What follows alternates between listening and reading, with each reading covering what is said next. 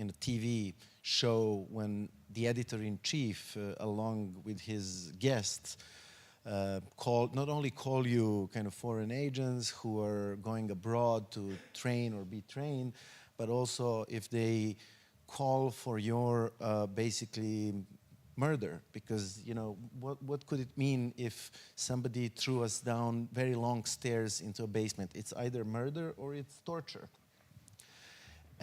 On the other hand, we know that we got used to that sort of smear campaigns, and we know that most of 99% of those smear campaigns will end as smear campaigns. It just starts in the media, it ends in the media. But we also know that this creates a sort of an atmosphere in society that can lead to physical attacks. In the past we had political leaders of the opposition. I'm not only thinking about Zoran Đinđić, who was assassinated after a media campaign, but also Oliver Ivanović and others who were either murdered or attacked or investigated and imprisoned after societal and media atmosphere had been created beforehand. So we don't know where this could lead. Right now, I don't feel like threatened that upon my return I'm going to be thrown down the stairs, but after a couple of years of satanization, demonization, it could eventually lead to somebody losing life or freedom, and this is why it's concerning. Yeah, well, what happened to us actually helps us in explaining to the audience here, what kind of a country we live in currently. Because media in Serbia are now completely weaponized by the government as propaganda tools. And this didn't begin last week. It began several years ago. Basically, the media capture in combination with a complete impunity in terms of what these media are going to do have created an atmosphere where propaganda is everywhere. And this propaganda doesn't know any limits, moral, legal, whatever. Like, they are willing to say whatever just to smear someone or to make their point or to provide evidence for their narratives about the color revolution. And these media and what they have been doing basically in the last several months are one of the key reasons why the protests actually became as strong as they are. Because when the canopy fell on the 1st of November, you didn't have people come out to the streets immediately to protest and to demand resignation of the government or anyone else. People were just, they're shaken. Nobody was protesting. People were just sad in the beginning. And then on the very day of the canopy fall, the propaganda machinery turned on and started basically first claiming that the canopy was renovated, that there is absolutely no responsibility of the government. They started with some counterattacks by claiming that there may be some sabotages, terrorist attacks, whatever. And then when people started demanding basically some kind of responsibility of the government, then they started all these smear campaigns against the citizens who were protesting. Then when the students have began going out to the streets to basically commemorate the victims, they started with both physical attacks, but also these smear campaigns, which made everyone angry. Because they use the same mechanisms they used in the past. Whenever somebody criticized them, they would just say, okay, you're traitors, spies, anti-Serbs, blah, blah, blah, blah, blah. They would demonize the opposition, the civil society, free media, usual suspects. And they did the same thing to the students. But this time around, this wasn't successful. First of all, it was not plausible to say that 100,000 students are all foreign agents and that they're controlled by a Croatian security service. This makes no sense to anyone, including those who are watching Informer every single day, right? So this makes no sense. You cannot claim something like this. And the students have become really angry because of all of this. And they understood what they're actually up against because they were never directly smeared this way in the past. So now you had basically a very strong mobilizing factor for the citizens to rise up, first of course the students, but also all of us, to rise up. And the more we have risen up, the stronger propaganda has become. So basically the government has actually contributed a lot to the protests becoming as large as they are and deeply, moving the whole society as they are because of the propaganda which knows no limits. And in the past several days now, you can see that they're crossing even the lines that we thought are impossible. They're now literally openly targeting people, calling them with all kinds of terms like traitors, spies, I don't know, I even forgot the exact terms now, but like literally something that is so, it's like there's only one step missing from somebody killing us. And this is telling the citizens, go and kill these people. There's only one sentence missing, everything else they have already said. And normalization of this kind of propaganda is actually something which led us to where we are at the moment. Because, you know, it has to be understood why do we even have these protests actually, on this scale. It's not just because of one tragedy. The tragedy was the, let's say, the drop, what's it called, the straw that broke the camel's back. Because we have lived for years now in a country where there is absolutely no responsibility for corruption, links with organized crime, etc. There is no chance to democratically punish a government through elections because we don't have conditions for free and fair elections. And citizens can become desperate with the situation. And then you have a tragedy, and then the government continues with what it did, and we have what we have at the moment. Thank you. Now, even you said that media keeps repeating that demands from students have been met. You keep saying they have not.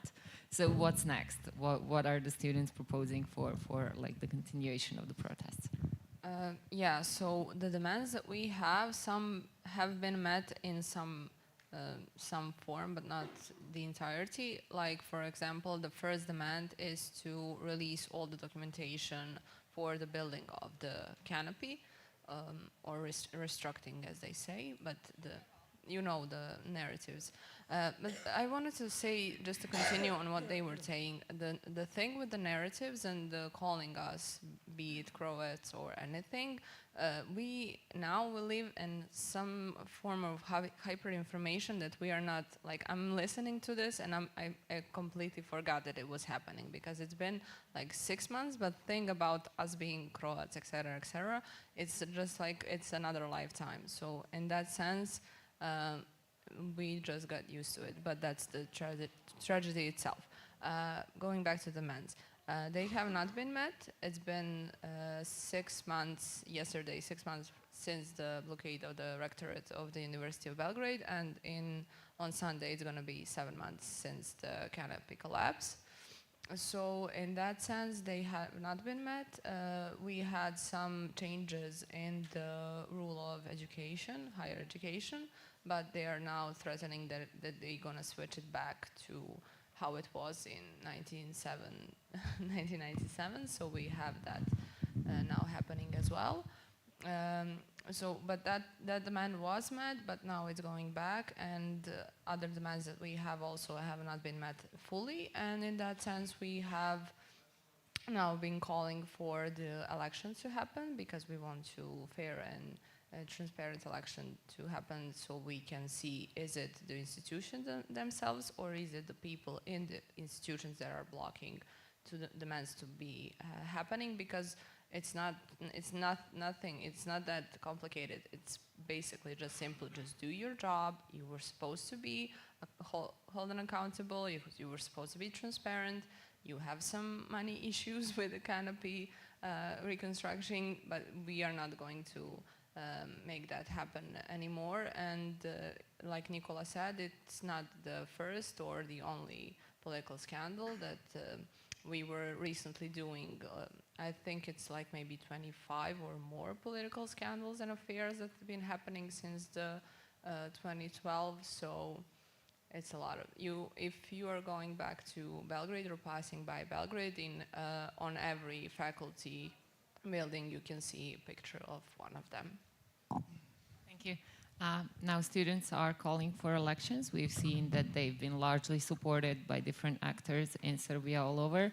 Have the elections been accepted as a common goal, or is there subdivision in the approach there? Jelena, Filip, maybe one of you wants to take this. Have the elections been accepted as a common goal for all the actors, or? Well, I think I don't want to talk about on behalf of the students, but it seems to me that among the students there is a consensus now that this is the way to go. The initial idea which came from civil society and the opposition was that we should sort of ask for a transitional government which will pave the way for free and fair elections, but then part of the students accepted it, some of them did not. Then they came up with their plan, which is now the only plan out there, which is to call for snap elections.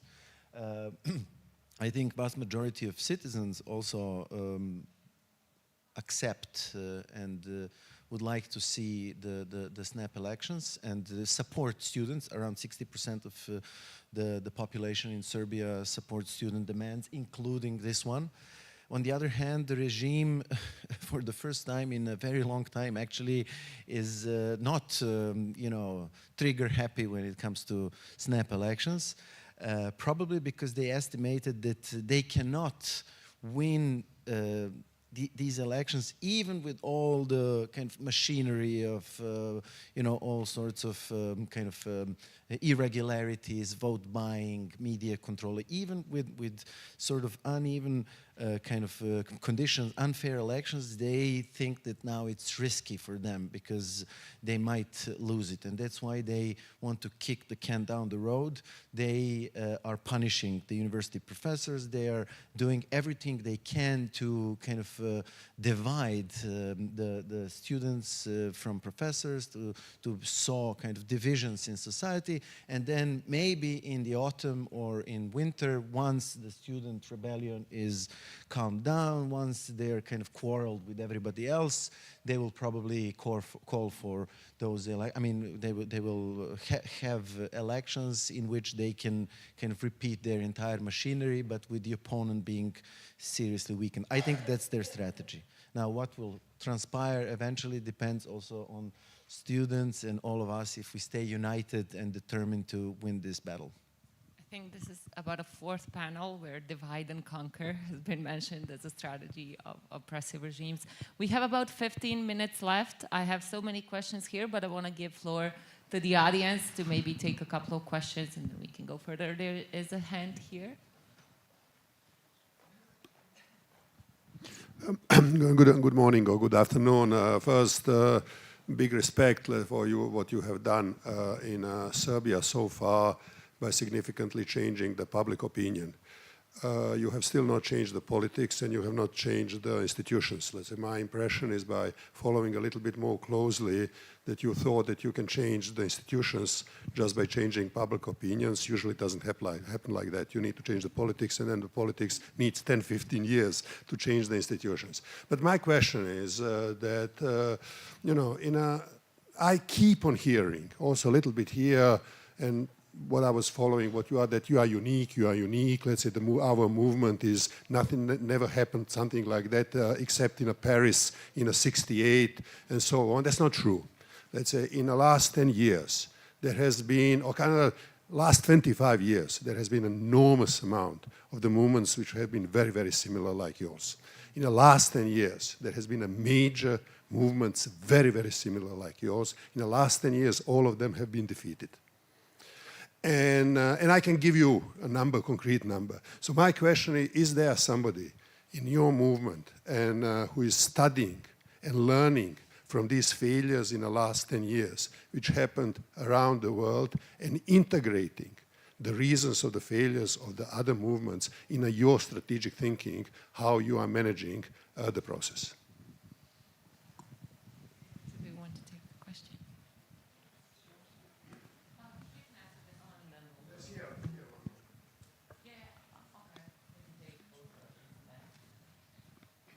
Thank you. Hello, everyone. First, welcome to free democratic country. Second, personal note, how they say it, I have confession to make, yeah. I cried in last 7 months, a couple of times, because it was touchy to see. And my question, the first one, or the only one, is connected to that feeling that you spread regionally. Do you see regional potential of these changes? That people finally move forward, living a better life, better democracy, or better countries, or better destiny that we have?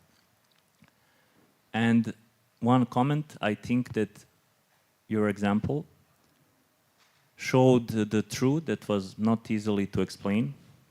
First one, is that corruption kills. Corruption or consequences of corruption were not easily understandable to citizens until now. And second, it showed the real face of Vučić's government or Vučić's regime. And this is that listening him when he's pissed off in his delusional momentums of speaking bullshit, that is not only the moment, that it is, as you, I think, mentioned partly, it is the call to action, it is the license to kill. And it finally may be becoming more clearer to those who were autistic, ignorant toward it, especially European Union as a bureaucracy monster which is always 3 years behind and unfortunately globally almost irrelevant. And this is the price that they pay. Thank you. Maybe we can answer these two and then take any other questions we have. Just to answer the first question, okay, I got it. But I think we're fine in a sense that I think it's more the thing about our functioning and how we work, be it the democratic assemblies or plenary session. I think it's a unique thing in that sense. There is a way for you to study and listen and hear what others have done. But in this way, we made a principle that each of us is equal and each of us have a right of opinion, and we just work on consensus, and that's why we don't want to put any higher thinking on it. And I think it's worked for 6 months, and we don't see it working less now. But I think it is unique because we have, if you know, Blokadna Kuharica, it's a thing from Zagreb, and that's what we did and how we are functioning. I don't think there is a movement. There were student movements in Serbia or around the region or the globe, but I don't think that it was this kind of organized, because we respect each other. We take, be it me as a political scientist or someone who studies agriculture, and everything that we do and the way we coordinate with other society groups and the spread wire that we made like this, I think we did a great thing. That was, I think I answered. If not, we can talk later more. But can you, someone else to answer the Just second? maybe on the first question, did you want to add something? Briefly. Yeah. I think, I mean, you're totally right that we still don't have the political translation of this amazing mobilization. But I think there are reasons to be optimistic and also to argue that these kind of protests are in many ways unique and different from the cases that you mentioned. I mean, there are many similarities, like connective action, the use of social media, leaderless organization. But in many of the previous cases, why the connective action, mobilization, decentralized, depersonalized, did not succeed is because they did not create social capital. People would just show up because there is a Facebook post, then they turn to the streets in great numbers, but then they return back homes and there is no social capital, there is no organization, there is no movement, there is no ideology, there is no leadership, and that's why many of these movements, think of Yellow Vests or many others, basically failed. But in this case, there is a social capital. It's students, basically it's students institutionalized in universities, in their plenums, which are basically currently in Serbia the biggest democratic machinery in the country. It's like hundreds of thousands or maybe dozens of thousands of students deliberating on a daily basis, sometimes in a very long and difficult conversations for hours on end about different issues, and making democratic decisions about this on a daily basis. You have a daily plebiscite, several dozens of thousands of students discussing politics and deciding in a democratic manner. And I don't see how the regime will be basically able to survive the loss of the entire, let's say, enlightened young population. It's not only university students, it's also high school, it's their teachers, it's their professors, it's the cultural elite, and they lost them. And I think they lost them for good. These people